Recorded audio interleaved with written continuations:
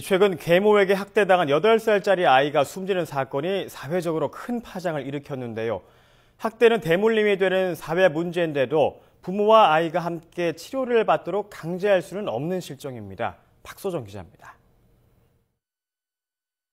울산에서 계모에게 폭행당해 숨진 8살 최근 사회적으로 큰 파장을 일으킨 사건입니다. 잘 알려지지는 않지만 부모의 아동 학대는 꽤 많습니다. 지난해 학대 사례 6,400건 가운데 84%에 이릅니다. 그런데 가해 부모 역시 대부분 어릴 적 학대받은 경험이 있습니다. 어떻게 사랑해줘야 되는지, 따뜻한 품이 되어줘야 하는지 본인이 경험하지 못했기 때문에 자신의 아이들에게도 그렇게 하지 못하는 경우가 대부분이고요. 그래서 그런 아이들을 제가 상담을 할 때 아이들이 저랑 신뢰관계를 맺을 때 저를 참 믿지 못하고 학대가 대물림되는 겁니다.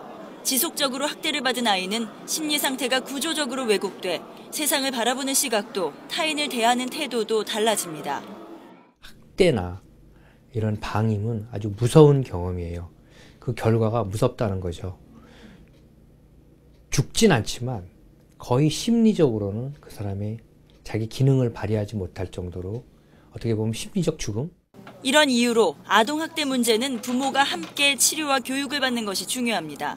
하지만 현재 법규로는 어찌할 도리가 없습니다. 상담 치료가 강제가 아니기 때문입니다. 가해 부모들이 상담소에 가지 않겠다고 하면 그만입니다.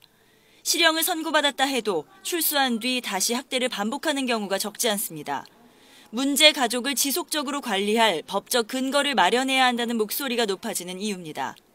가정 내 문제가 경제적인 문제라든가 아니면 알코올 문제, 여러 가지 문제가 어떤 것인지를 찾아내고 그 부모의 문제를 같이 해결해 줌으로 인해서 학대가 지속적으로 발생하지 않도록 하는 그런 시스템도 저희가 보완을 할 예정입니다. 인력과 조직의 부족도 큰 문제입니다. 전국적으로 상담원 400명이 1년에 10,000건 넘는 신고를 관리해야 합니다. 사정이 이런데도 일부 개선 조치를 담은 아동보호 관련 특별법은 국회에 계류돼 있습니다.